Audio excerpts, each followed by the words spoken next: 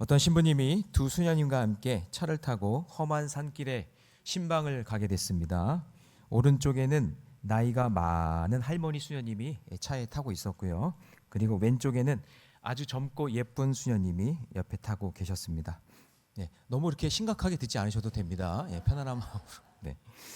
너무 길이 험하다 보니까 몸이 좌우로 흔들릴 수밖에 없었고, 그럴 때마다 한쪽으로 쏠리는 그런 현상이 일어난 겁니다. 이 신부님이 나이가 많으신 이 수녀님 쪽으로 몸이 이렇게 기울 때, 그 몸이 쏠릴 때마다 속으로 이렇게 기도했다고 합니다. 오 주님, 저에게 왜 이런 고난을 주십니까? 이렇게 기도하고, 그런데 이 젊은 수녀님 쪽으로 몸이 쏠릴 때는 이렇게 기도했다고 합니다. 주님 뜻대로 하옵소서. 이렇게. 여러분, 우리가 살다 보면 반드시 찾아오는 어떤 고난들이 있습니다. 그리고 우리는 그 고난을 매우 안 좋은 것으로 생각할 때가 있습니다.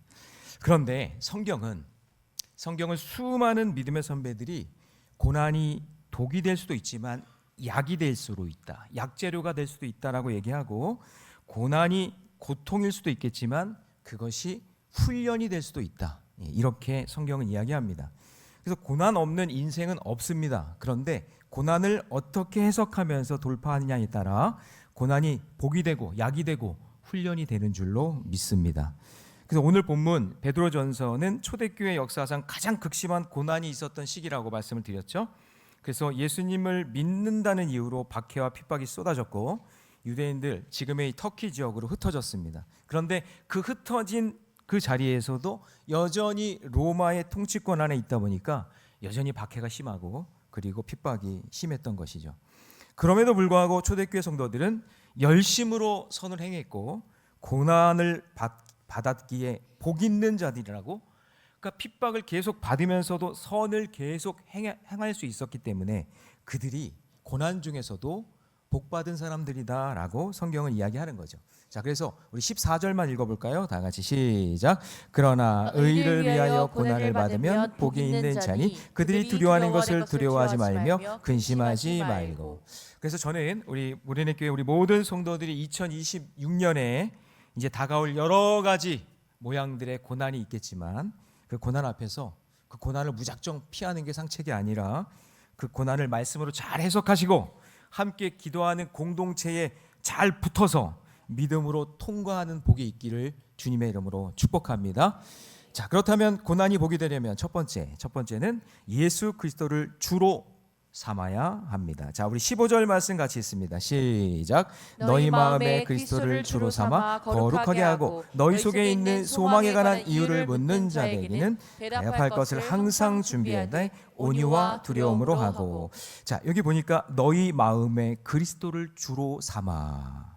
그러니까 여러분, 우리 인생의 고난에서 여러 가지 고난이 있겠지만, 그럴 때 예수님 한 분만 붙잡을 수만 있다면, 예수님이 떠오르고 그분을 의지하면서 이 고난을 이길 수만 있다면, 여러분, 고난이 다 해석된 줄로 믿습니다.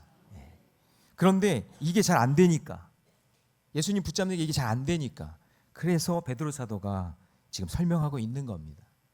여러분, 원래 베드로가 어떤 사람이었죠? 원래 베드로는 고난이 올 때마다 두려움에 빠져서 예수님 모른다고 부인하고 도망쳤던 사람입니다.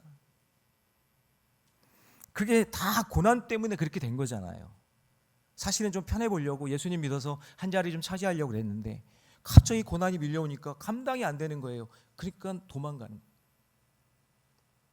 그래서 성도들도 보면 교회에 고난이 오고 어려운 문제가 있을 때 그때 믿음이 진짜 드러나는 거예요. 교회의 상황이 어렵고 참 힘든 괴로운 상황이 왔을 때, 그때 성도들의 믿음이 반짝반짝 빛나는 거예요. 그때 보석 같은 믿음이 드러나게 되어 있는 거예요. 옆에 사람 한번 보세요. 반짝반짝 빛나나? 반짝반짝 빛나는 그 보석이 그 고난이 있을 때 그때 드러나게 되어 있는 거예요. 그랬던 베드로가 사실 이제 성령 충만했잖아요. 그래서 이제 은혜를 경험하고 난 다음에 예수님 한 분만 딱 붙잡으니까 그때부터 말이 달라져요. 언어가. 사도행전 3장 6절에서 성전 미문 안진뱅이에게 뭐라고 얘기하죠? 은과 금은 내게 없거니와 다른 것은 다 소용없다고 해요. 다른 것으로는 다 소용이 없고, 인생의 고난의 문제 해결할 수 있는 방법 은금이 아니라 내게 있는 것을 내게 주노니 그게 뭐죠? 예수 그리스도, 나사렛 예수 그리스도 그 이름으로 일어나 걸어라. 그 예수님이 고난을 이길 수 있는 비밀병기가 된 거예요. 맨날 도망다니던 사람이.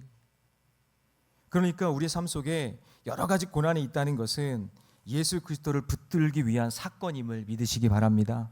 그래서 그 고난 때문에 예수님을 붙들게 되었다면 그게 복인 거예요. 예수님을 구주로 영접하고 내 고난 앞에 그분이 생각나고 그분을 붙잡을 수만 있다면 여러분 그것이 내 인생의 가장 큰 복인 줄 믿습니다. 예수님 사역 중에 죽어가는 회당장 야이로의 딸을 고쳐주는 사역이 있었죠. 회당장이면 지금으로 하면 담임 목사쯤 되는 겁니다. 종교 지도자예요. 마을의 어른입니다. 그런데 자기 딸의 생명을 살리기 위해 예수님 발 앞에 엎드렸다는 것은 이건 무슨 의미죠? 이 고난을 통과할 수 있는 방법이 나에게는 없습니다. 내가 할 수 있는 일이 아무것도 없습니다. 예수님밖에 없으니 예수님 고쳐주세요. 그 예수님 앞에 무릎 꿇는 거예요. 그러니까 담임 목사도요, 자기의 능력으로 목회하는 게 아니라 예수 그리스도 앞에 무릎을 꿇고 그분이 인도해 주신 길을 바라보고 그분의 도움을 받아야 되는 거예요. 그런데 예수님이 이런 야이로의 부탁을 듣고 가시다가 갑자기 12해 동안 혈류병으로 고생하다 한 여인이 거기에 끼어들게 됩니다. 그러자 이 야이로의 마음이 조급해집니다. 모여든 인파를 뚫고 가기도 힘든데, 아니 갑자기 지금 시각을 다투고 있는데, 내 딸은 지금 죽어가고 있는데 갑자기 예수님이 가던 길을 바꿔서 이 혈류병 걸린 여인에게 머물러서 그 여인을 고쳐주고 그 여인과 함께 시간을 보내고 있는 거예요. 시간은 계속 지체됩니다. 야이로의 딸은 점점 죽어가고 있는 상황이에요. 1분 1초도 아까운 상황인데 예수님은 계속 지체하고 있는 거예요. 예수님이 왜 지체하셨을까요? 예수님은 그 야이로의 딸의 병 고침보다 더 중요한 것이 있었기 때문에 그것을 가르쳐 주시려고 지체하고 있으시는 거예요. 그 당시에 많은 사람들이 예수님을 병 고쳐주는 의사 정도로, 아니면 말씀 전하는 랍비 정도로 생각하고 있었어요. 그러니까 야이로의 딸 문제가 해결된다고 해도 예수님이 누구인지를 모르면 인생 속에 펼쳐지는 계속되는 그 고난 앞에서 계속 두려워할 것이고 계속 낙심할 것이고 계속 무너질 게 뻔하니까 야이로의 딸을 고치는 것보다 더 중요한 것이 예수 그리스도, 그분이 우리에게 누구신지 그거를 알려주고 싶으신 거예요. 예수님은 병 고치는 의사 수준이 아니라 주는 그리스도시요 살아계신 하나님의 아들이시고 우리의 모든 죄악에서 건져주시는 구원자이심을 그들에게 가르쳐주고 싶으신 거예요. 그래서 베드로는 우리가 예수 그리스도를 주로 삼고 고난을 통과하며 나아갈 때 우리 안에 있는 소망을 묻는 자들에게 예수 그리스도가 누구신지, 선한 양심이 무엇인지 그것을 정확하게 알려주고 싶은 거죠. 그럴 때 나를 비방하고 조롱하던 자들에 대해 내가 그들을 해결하는 것이 아니라 하나님께서 그들에게 찾아오셔서 부끄러움을 당하는 날이 오게 만드신다. 자, 16절 말씀 같이 있습니다.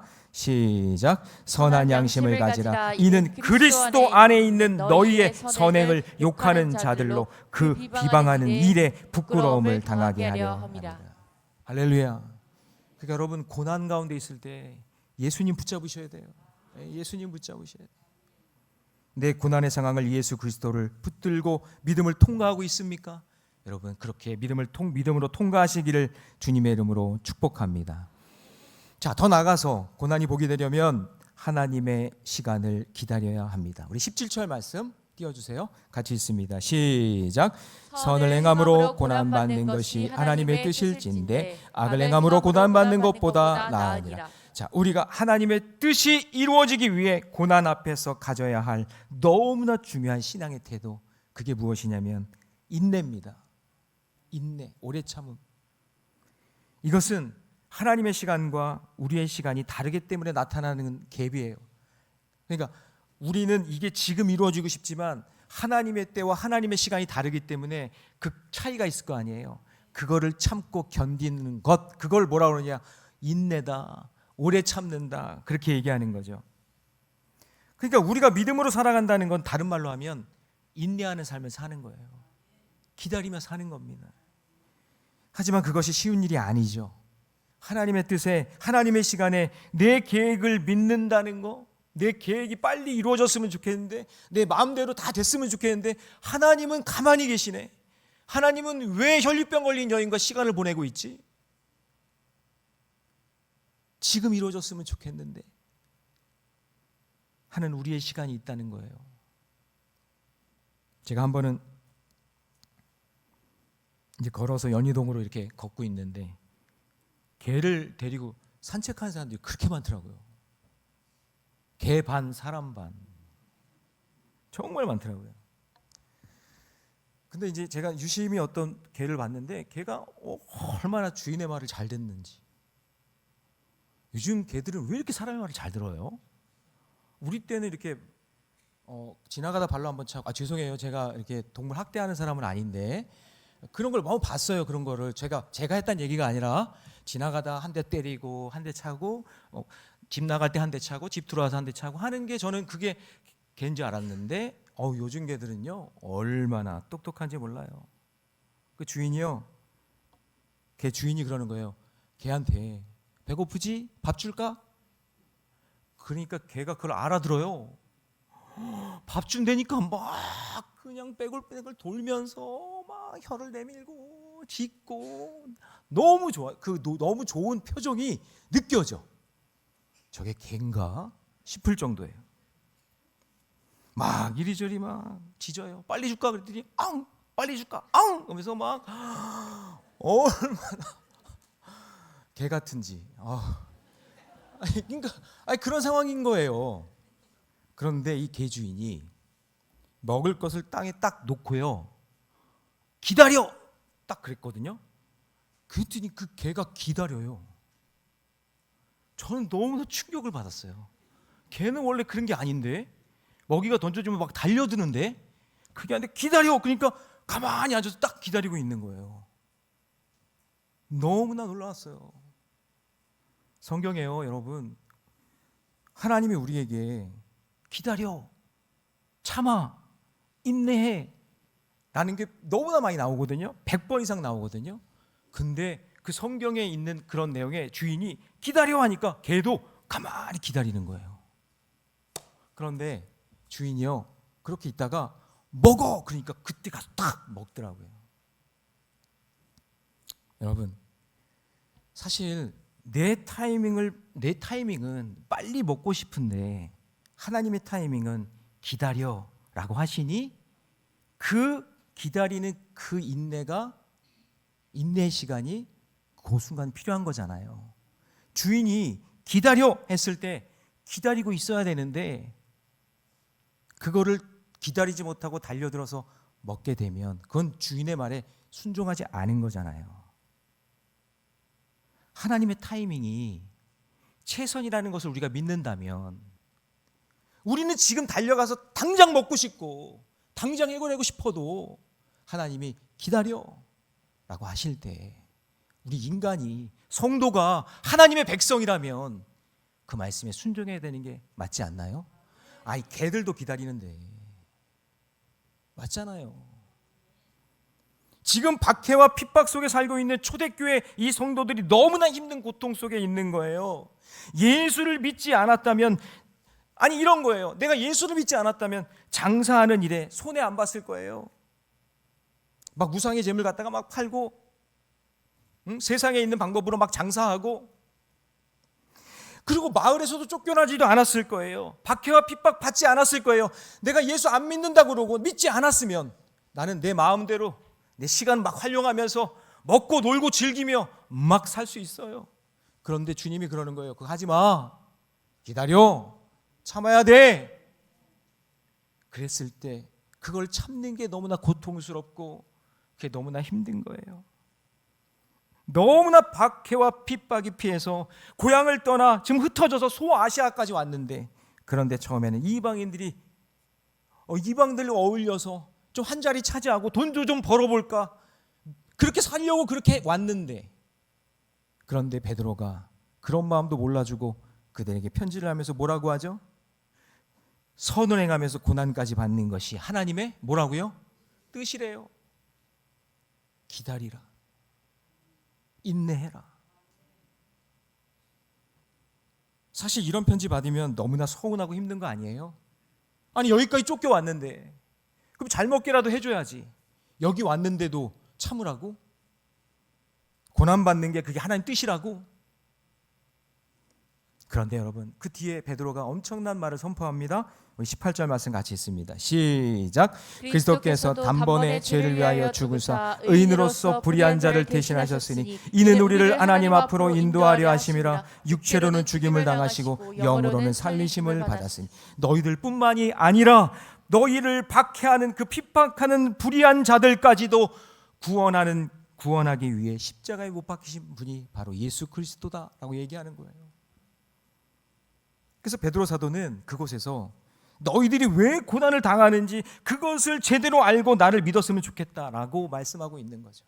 그러니까 여러분, 지금 여러분들이 인내하고 지금 참아내면서 고통 속에 있는 그 이유가 하나님은 분명히 있으신 거예요.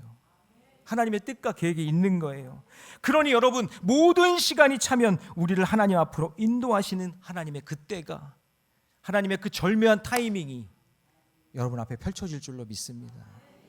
사랑하는 성도 여러분, 하나님이 주시는 그 고난에는 다 이유가 있습니다. 그래서 우리는 하나님의 시간을 믿고 인내할 수 있는 것이죠. 그래서 예수님이 나와 너의 구원자라고 믿는 사람들은 하나님이 독생자 그 예수 그리스도를 우리의 아낌없이 주시며 우리를 기다려 주신 것처럼 그 예수님의 나를 위해 어떤 일을 하셨는지 잘 알고 지금 고난을 통해서 우리에게 어떤 일을 하실지 우리는 기대하면서 그 힘들고 어려운 그 길을 여러분 잘 참아내며 걸어가시기 바랍니다. 그 고난의 시간을 인내하지 못하고 자기 시간, 자기 뜻, 자기 욕심 중요하다고 생각하는 사람은 그동안 눈동자와 같이 지켜주신 그 하나님의 은혜, 그리고 하나님의 놀라운 그 사랑을 잃어버리는 거예요. 여러분, 가룟 유다 보세요. 모든 제자들이 함께 그 고난의 총량을 다 채우고 있을 때, 그런데 갑자기 자기 시간, 자기 뜻, 자기 욕심이 앞서니까 예수님의 제자로서 살아온 그 모든 시간들 전부 다 버려두고 예수님을 그냥 은 30냥에 팔아버려요. 기다리지 못해요. 사랑하는 성도 여러분, 지금 현실이 너무 힘들고 어려워서 나의 시간표와 맞지 않는다고 해도 이 모든 고난의 총량을 채우면 하나님께서는 반드시 좋은 것을 주신다는 믿음을 가지고 살아가시기 바랍니다. 그래서 야고보는 이렇게 고백해요. 야고보 5장 11절 같이 있습니다. 시작. 보라, 인내하는 자를 우리가 복되다 하나니 너희가 욥의 인내를 들었고 주께서 주신 결말을 보았거니와 주는 가장 자비하시고 긍휼히 여기시는 이시니라. 그러니까 예수 안에서 인내하는 자는 하나님의 시간을 참아낸 자들이기 때문에 그들의 인생의 결말이 가장 자비롭고 긍휼히 여김을 받는 그 시간으로 하나님이 인도해 주신다라는 거죠. 여러분, 혹시 고난 속에서 인내의 시간을 보내고 있습니까? 여러분, 좀만 더 참으십시오. 예. 제가 연초에 들어와서 계속해서 복수하지 말아라, 안갚음하지 말아라, 하나님께 맡겨라 계속 얘기하잖아요. 여러분, 조금만 더 참으십시오. 그 인고의 시간을 하나님이 다 지켜보고 계시다는 사실을 믿으시기 바랍니다. 자, 마지막으로 고난이 보게 되려면요, 세상과 다르게 살아야 합니다. 자, 우리 20절 말씀 같이 있습니다. 20절 시작. 그들은 전에 노아의 날 방주를 준비할 동안 하나님이 오래 참고 기다리실 때에 복종하지 아니하던 자들이라. 방주에서 물로 말미암아 구원을 얻은 자가 몇 명뿐이니 겨우 8명이라. 자, 여러분, 지금 베드로 사도가 갑자기 예를 하나 드는 거예요. 노아의 날 방주. 노아의 방주 아시죠? 사건. 이 노아의 방주 이야기가 딱 나오면 딱 두 가지인 거예요. 사람들 생각은 종말, 심판. 그러면 성경에 나오는 심판이나 종말에 대해 이야기를 들으면 가끔이에요. 가끔 저한테도 그렇게 얘기하는 사람이 있어요. 아니, 어차피 심판받을 건데 예수 믿어봤자 무슨 소용이 있나? 아니, 그냥 나 혼자 예수 잘 믿고 살면 뭐하나? 뭐 다 결국에는 이렇게 심판받을 텐데, 다른 사람들이 타락하고 죄짓고 살면 뭐 다 망하는 건데 뭐 굳이 나만 이렇게 예수 믿을 필요 있나? 라고 생각할 수 있겠죠. 여기서 아멘 하실 분이 나올 줄 알았는데 안 하는 거 보니까 우리 성도들은 참 수준이 있어요. 근데 내가 고난을 당할 때 누군가가 이렇게 말합니다. 야, 너 예수 믿어서 잘 된 게 뭐가 있냐? 그렇게 인생이 고달픈데 이런 말에 대꾸도 못하고 무너질 때가 있죠. 노아의 가족이 방주를 만들고 있을 때에 사람들이 뭐라고 했을까요? 성경에 나와 있지 않지만 아마 상상을 해보면 저 노인네 미친 거 아니야? 무슨 배를 120년 동안 산에다가 만들어? 아니 이 중동 지역에 비가 언제 온다고? 분명히 사람들이 손가락질하고 비웃고 조롱했을 거예요. 우리에게 예수 믿는다고 그거 잘된 예수 믿는다고 잘 되냐? 예수 믿는다고 네가 형통해지냐? 네 자녀들이 잘 되냐? 예수 믿는다고 병이 고쳐지냐? 막 그러면서 우리를 조롱하고 비웃는 것 같은 그런 고난이 노아 방주 만드는 사건 속에도 있었을 거라는 거죠. 여러분 이런 말을 들을 때 정말 고통스럽고 괴로웠겠죠. 노아의 가족들도 어쩌면 노아도 하나님께 하나님 언제까지 이런 말을 들어야 되죠? 하나님 비 언제 오나요? 저들이 지금 잘 먹고 잘 사는데 우리만 이렇게 고생하고 있어요. 우리 가족만 지금 이 일을 하고 있어요. 하나님 도대체 언제 응답이 오나요?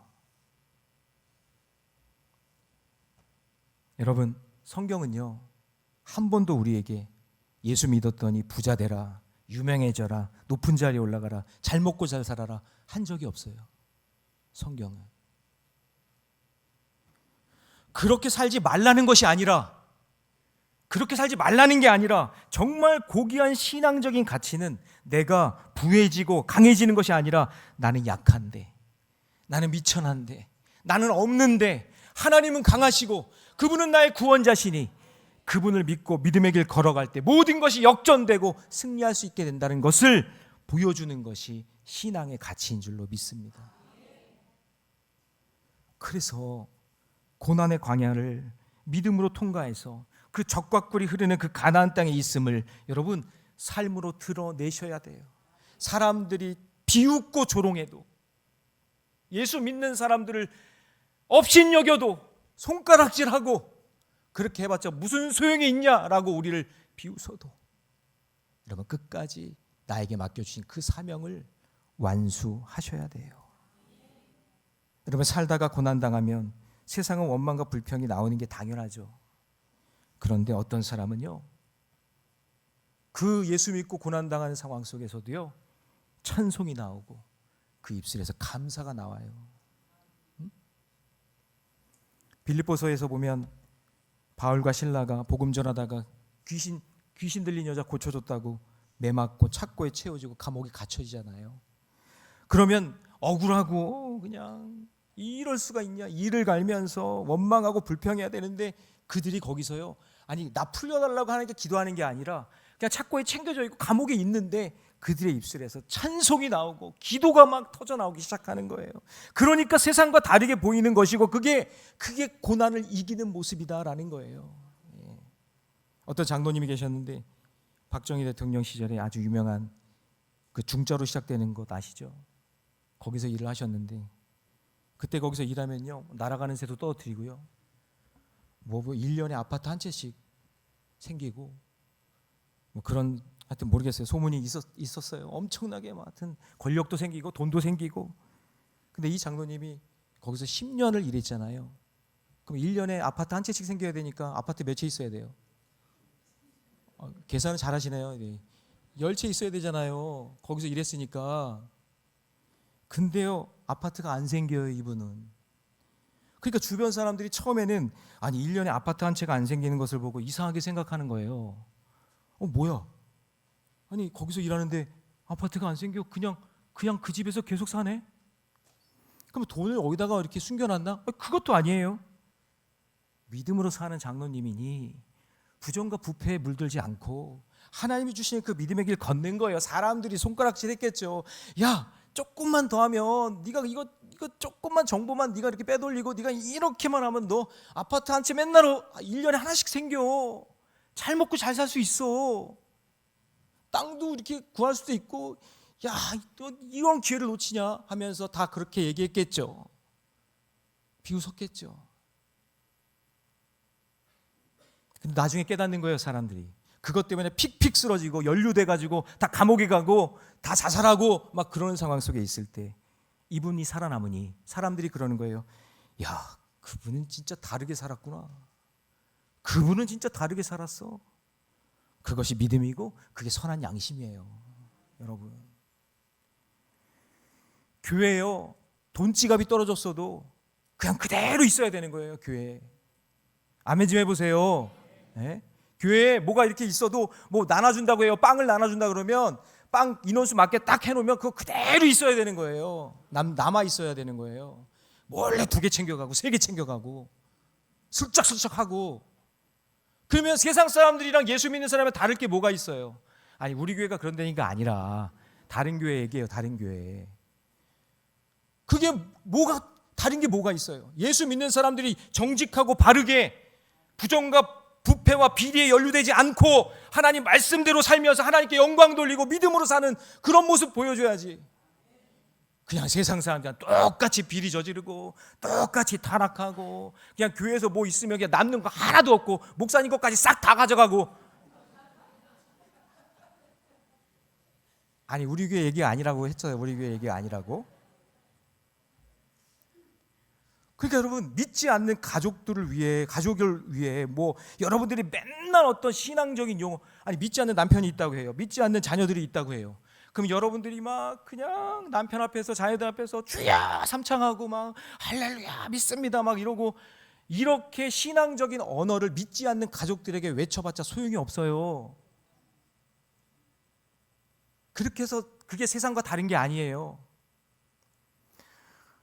그냥 집에서는 맨날 부부싸움 하다가 교회 주차장만 들어오면 할렐루야 막 이러고 아멘 막 이러고, 그 아이들이 혼돈이 나는 거예요. 야, 우리 엄마 아빠는 그냥 교회에서 살았으면 좋겠다. 집에 오지 않았으면 좋겠다.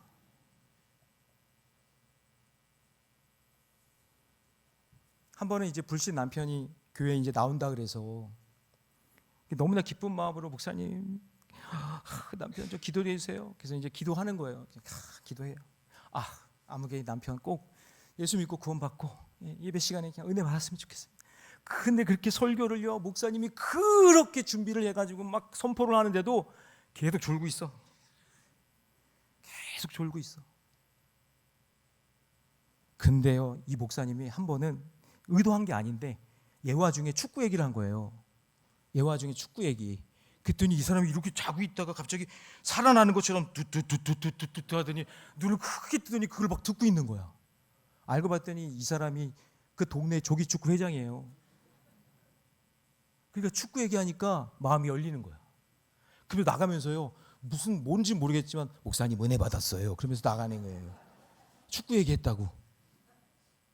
그러니까 여러분 보세요. 우리 언어와 삶이 내가 주여 주여 아멘 아멘 하면서 살아가는데, 내가 예수 그리스도를 구주로 믿어서 내 개인은 구원받고 믿음으로 살아가는데, 세상과 구별된 그런 삶으로서 정말 선하고 아름다운 양심을 가지고 믿음의 길을 걸어가야, 내 남편 저렇게 신앙생활하는 거 너무나 아름답다. 나도 저거 본받아야지. 우리 엄마 저렇게 신앙생활하니까 너무나 좋다. 나 엄마처럼 신앙생활 해야지. 그렇게 보고 그걸 따라와서 믿음의 길로 가는 거지. 여러분들이 아무리 뭐 삼층천을 갔다 오고 여러분들이 막 방언을 하고 막 그래도 그런 언어를 모르기 때문에, 그런 마음을 모르기 때문에 전도가 안 되는 거예요. 사람마다 소통하는 언어가 달라요. 그래서 여러분 기도해야 될 게 뭐냐면, 자 여러분 잘 들어보세요. 여러분들이 지금 기도해야 될 게 뭐냐면, 나의 믿음이 저 사람에게 심겨지기 위해서 기도하지 마세요. 여러분의 믿음은 그냥 여러분의 믿음이에요. 그렇죠? 그게 아니라 하나님, 지금 이 모든 신앙의 아름다운 이야기와 성품들이 그들에게 그들의 언어로 잘 전달할 수 있는 능력을 주세요. 아직 예수를 모르고 교회 나오지 않고 믿지 않는 그런 자들에게 주님, 제가 그들의 마음을 열 수 있는 언어를 주시고 이 신앙의 아름다운 가치를 잘 전할 수 있는 용기와 믿음을 주세요. 지혜를 주세요. 그렇게 기도하셔야 돼요. 그래서 오직 복음을 외친 사도 바울이 뭐라고 얘기해요? 십자가에 못 박힌 그리스도를 전하는데 유대인들에게는 거리끼는 것이고 이방인들에게는 뭐라는 거예요? 미련하다. 자, 한번 읽어볼까요? 고린도전서 이거 사도 바울, 오직 복음을 외친 사도 바울이 얘기하는 거예요. 같이 시작. 우리는 십자가에 못 박힌 그리스도를 전하니 유대인에게는 거리끼는 것이요 이방인에게는 미련한 것이로되. 그러니까 안 된다 이거예요. 아무리 복음을 내가 멋지게 가지고 전도해도 유대인들에게는 에이 저게 뭐야 예수고 말도 안 돼 이렇게 되고, 이방인들에게는 에이 저게 뭐 어떻게 지혜도 없는 것 같고 철학도 없는 것 같고 미련해 보이는 거예요. 그런데 사도 바울이 9장쯤 가서 깨달아요. 고린도전서 9장 20절 말씀 같이 읽습니다. 다 같이 시작. 유대인들에게 내가 유대인과 같이 된 것은 유대인을 유대인들을 얻고자 얻고자 하며 하며 율법 아래에 있는 자들에게는 내가 율법 아래에 있지 아니하나 율법 아래에 있는 자 같이 된 것이 율법 아래에 있는 자들을 얻고자 하며. 내가 지금 유대인들과 이방인들에 대해서 잘못된 것을 내가 다 알고 있어. 그리고 내가 믿는 예수 복음 이건 너무나 고귀하고 너무나 가치 있는 것이지만 그들을 아직도 믿지 않고 깨닫지 못하는 그들을 향해 유대인들을 내가 얻고자 하면 내가 그 율법 아래에 있는 자 같이 율법 아래 내려가서 그들을 섬기고. 아멘 좀 해보세요. 이방인들 지식과 철학이 그렇게 뛰어나다고 이야기하는 사람들이 예수의 복음에 대해서 무시하고 알지 못하는 그런 사람들이 있다면 내가 그들 아래 내려가서 예수가 어떤 가치가 있는지 그거를 증명하겠다는 얘기예요.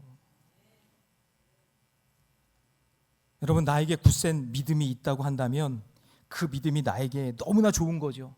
믿음으로 의롭게 되고 믿음으로 구원 받으니까.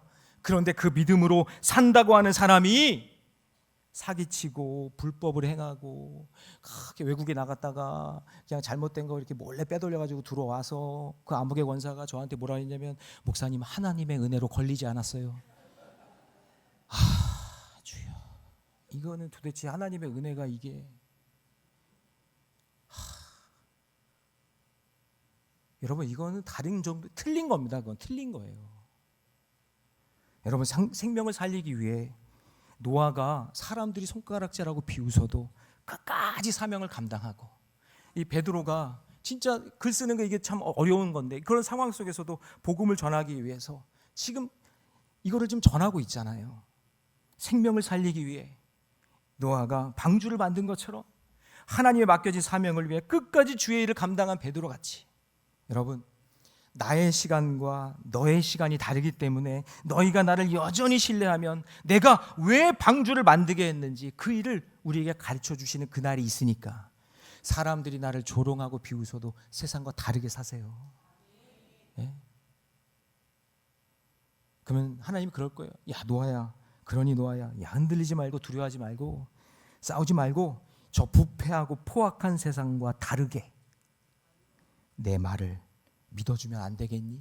그래서 창세기 6장 11절 같이 한번 읽어봅니다. 시작. 그때 온 땅이 하나님 앞에 부패하여 포악함이 땅에 가득한지라. 완전히 죄악이 가득한 그 세상 속에 하나님이 그러는 거예요.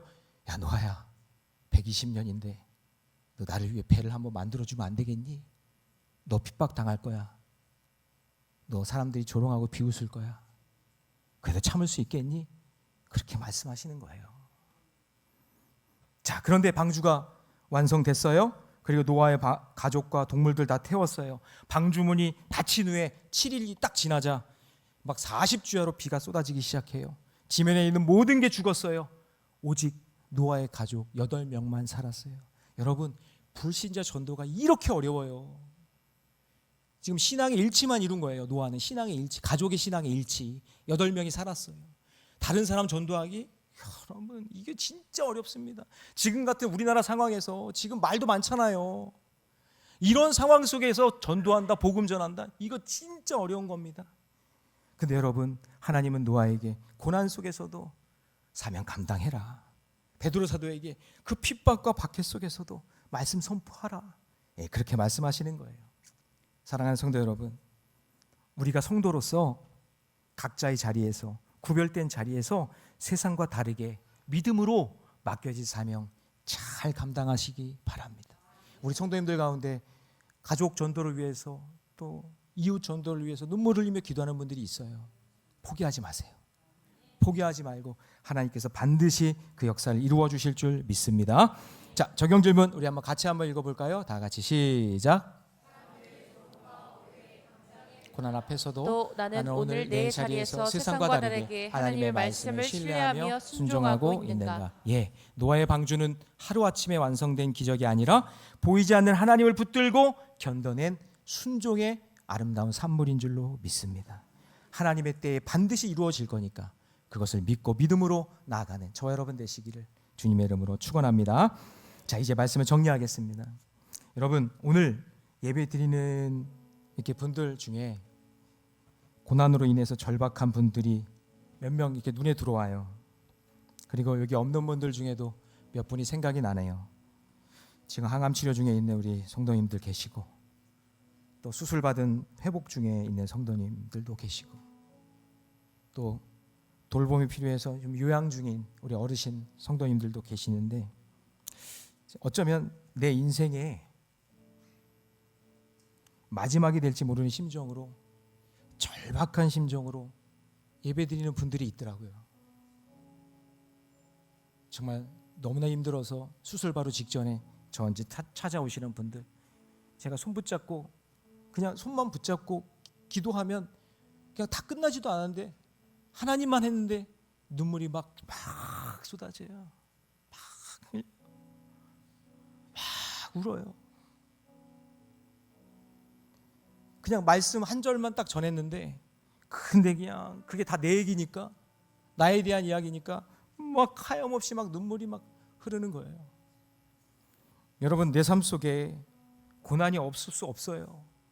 고난 무조건 있습니다. 그런데 그 순간 나를 보거나 고난을 바라보면 여러분, 그러면 물에 빠지는 거예요. 불에 타들어가는 거예요. 거기에는 구원의 여지가 없으니까. 그래서 여러분, 우리 인생의 고난에서도 여러분, 나를 침몰케 하는 물 바라보지 말고, 나를 태우려고 하는 불시험 불 바라보지 말고 주님 바라보시기 바랍니다. 그래서 예배가 생명인 거예요. 오늘 이 시간 주님을 바라보잖아요. 말씀 의지하면서 하나님 함께 해주실 것을 믿으며 나가잖아요. 예, 물 바라보지 마시고 불 바라보지 마시고 오직 주님 바라보면서 믿음의 길 걸어가시기 바랍니다.